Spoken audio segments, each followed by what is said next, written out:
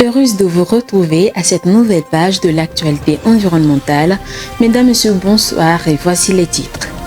La République démocratique du Congo souffre de manque d'eau depuis plusieurs années à cause de la croissance démographique. L'appel est lancé aux autorités chargées de l'hydraulique de ce pays afin de régler cette situation.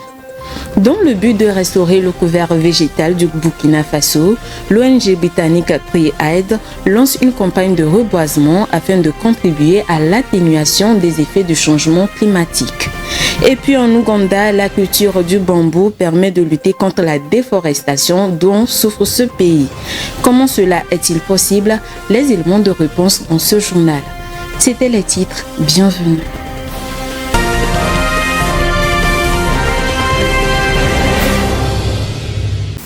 La République démocratique du Congo, l'un des pays les plus riches en ressources minières, connaît des pénuries d'eau depuis plusieurs années. À Kinshasa, la capitale, la démographie sans cesse grandissante pose un sérieux problème d'accès à l'eau. Cette situation interpelle les autorités en charge des questions de l'hydraulique à agir pour secourir les populations. Viva Samana nous en parle. La quête de l'eau dans la capitale congolaise devient un périple pour la population. Dans les 24 communes que compte la ville de Kinshasa, il est très difficile d'obtenir l'eau potable sans parcourir de longues distances. Ce problème de pénurie d'eau est plus aigu dans les quartiers périphériques qui sont de vastes étendues urbaines où les services publics ne sont quasiment pas accessibles. Il y a des puits, mais l'eau à boire est très difficile à trouver, expliquent certains Kinois. Selon certains experts sur la qualité de l'eau, les pénuries d'eau sont dues à la croissance démographique rapide dans la capitale Kinshasa et à l'incapacité des pouvoirs publics à suivre le rythme. La Banque mondiale estimait à 90% le nombre de ménages de Kinshasa n'ayant pas accès à l'eau courante depuis 2014 et cette proportion a chuté à 72% en 2018. La situation s'est encore dégradée jusqu'à aujourd'hui et favorise l'expansion de certaines maladies liées à l'eau comme la typhoïde. Pour essayer de résoudre le problème, le gouvernement a ouvert depuis 2 ans de nouvelles usines de traitement d'eau dans la capitale de la RDC.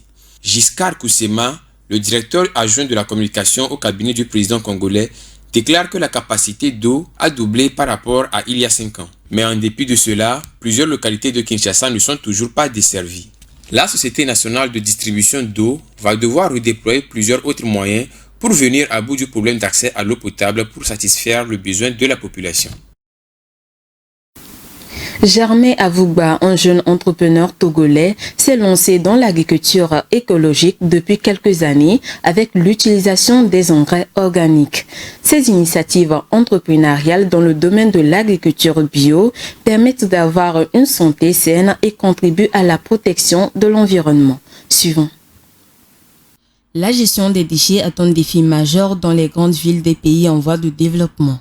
Ainsi, la valorisation des déchets organiques en compost permet de réduire la pollution et fournir un engrais naturel à l'agriculture locale. Nous sommes ici dans la ferme d'Enigban, dans la commune de la V1. Monsieur Germain Avougba, agriculteur écologiste et propriétaire de cette ferme, a compris depuis quelques années l'importance de pratiquer une agriculture saine qui ne détruit pas les sols. Il a opté pour l'utilisation des engrais organiques qu'il prend soin de produire lui-même. Dans cette ferme, rien n'est perdu, rien n'est créé, tout se transforme. Du jardin aux excréments d'animaux et de ces excréments au jardin. Nous utilisons des engrais organiques que nous produisons nous-mêmes. Nous produisons nous-mêmes du jardin. Nous allons amener les déchets de nos produits à la porcherie. Quand les porcs vont broyer cela et faire la défécation, ces défécations reviennent dans le jardin. Nous prenons même nos produits que nous amenons, nous les transformons en purin de quelques jours. Par exemple, nous avons les purins de 14 jours. C'est nos feuilles que nous prenons, les légumes que nous prenons pour transformer rapidement en purin. Nous faisons des composts. Il y a les composts accélérés et les composts équilibrés. Les composts accélérés, ça va à 21 jours où il faut tourner pendant 7 fois. Chaque 3 jours, il faut tourner. Au 21e jour, ces composts sont prêts à être utilisés. Nous avons les composts de 45 jours. que nous faisons ici, les composes de 90 jours que nous faisons. Avec la prolifération des maladies de nos jours, faire de l'agriculture bio est une référence en matière de santé. Avec les engrais minéraux, il y a les principes actifs dans les produits qui sont tués. Au lieu de manger pour avoir la santé, on mange d'abord, on n'a rien. Pire encore, nous avons le mal. Le cancer aujourd'hui pullule dans le monde. Des cheveux aux orteils, nous avons des cancers.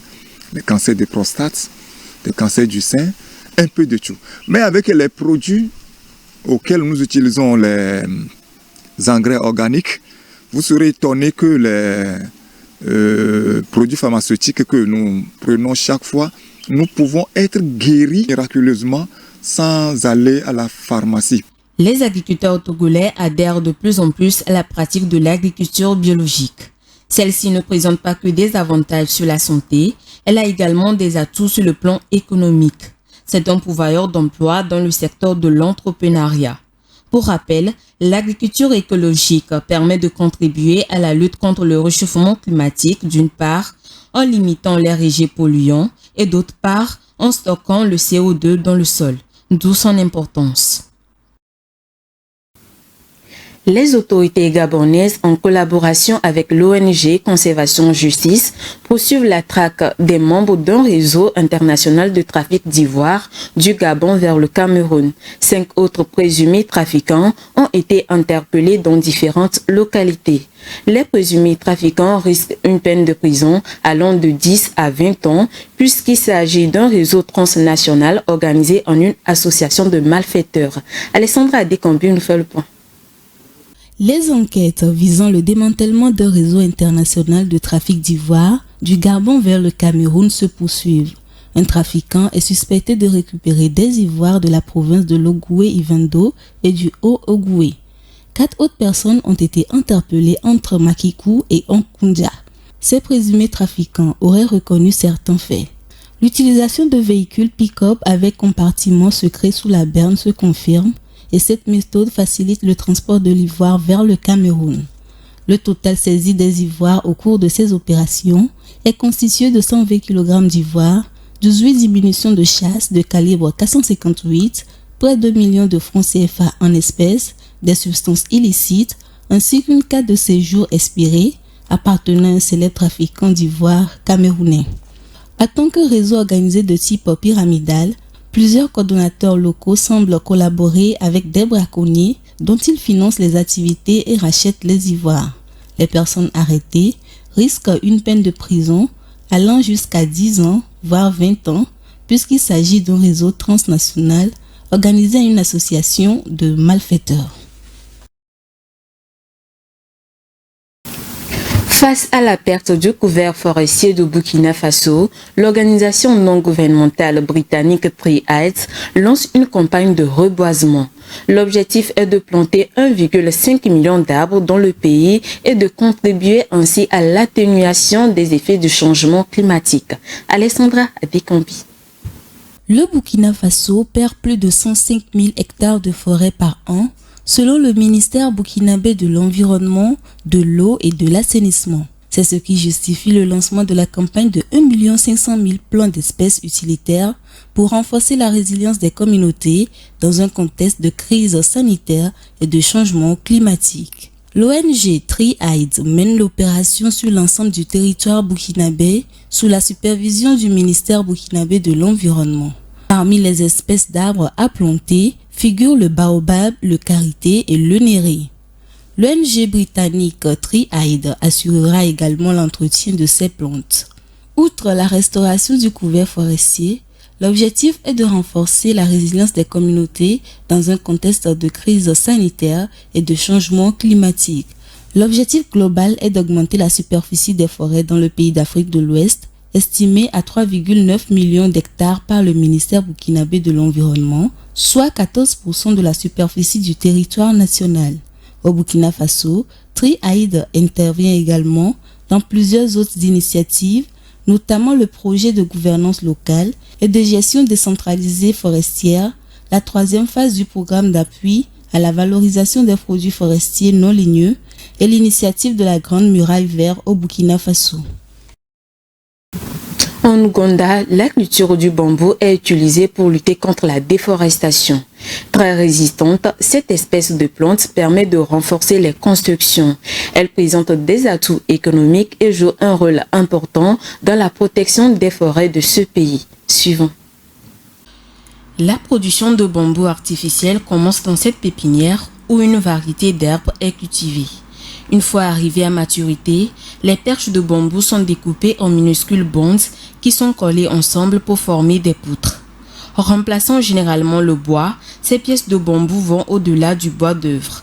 Cette usine de transformation située à l'extérieur de Kampala fabrique des feuilles de toiture ondulées, des tuiles et même des fibres de verre.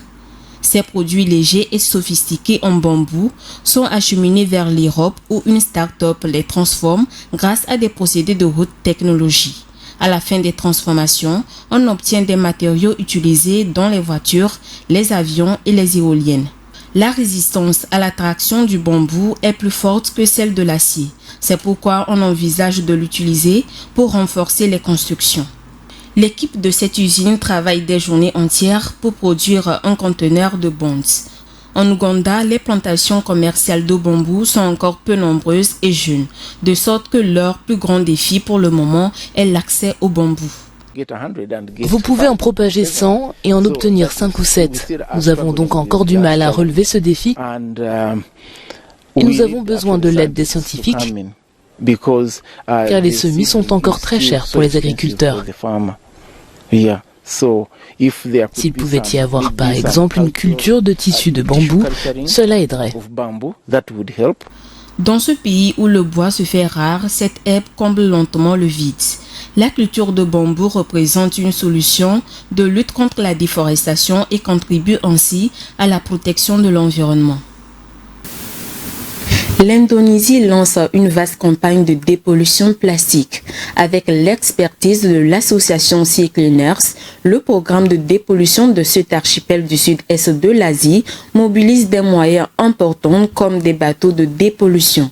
Viva Samana pour plus de précisions. Un programme ambitieux de dépollution a été lancé en Indonésie. Cette initiative est prise par l'association française à but non lucratif des Sea Cleaners avec l'appui des autorités locales et des pouvoirs publics.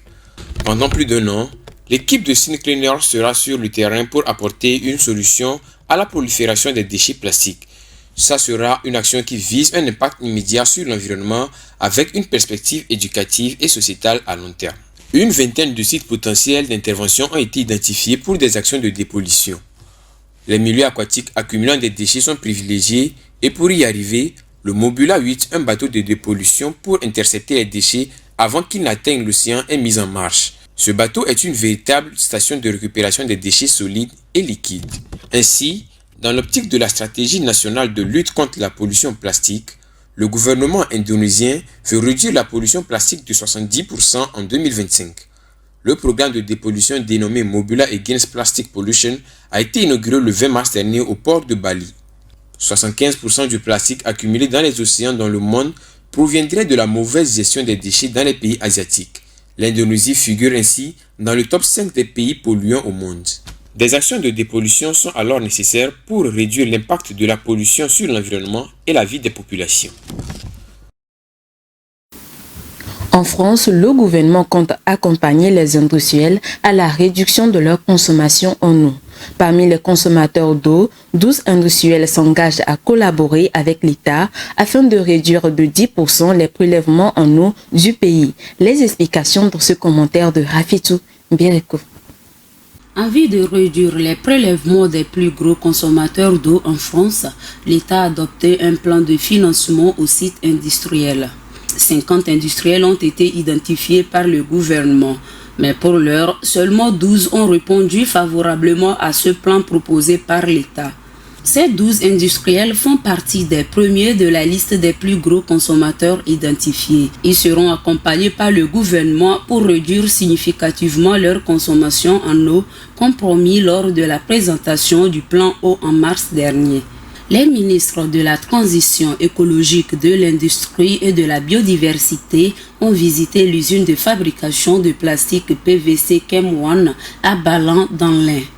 Cette usine est l'une des 50 qui collaborent pour la réduction de 10% des prélèvements en eau du pays d'ici 2030.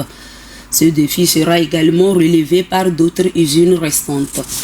Selon une source gouvernementale, en France, l'industrie représente 8% des prélèvements et 4% de la consommation en eau du pays. Mais il y a des territoires où l'industrie peut représenter des volumes bien plus conséquents que la moyenne nationale. Le gouvernement facilitera le financement des études, mais aussi la mise en œuvre des solutions, ceci pour aider les industriels. Ainsi se referme donc cette page de l'actualité environnementale. Merci de votre attention. Restez sur Green TV International. Nos programmes se poursuivent. À très bientôt.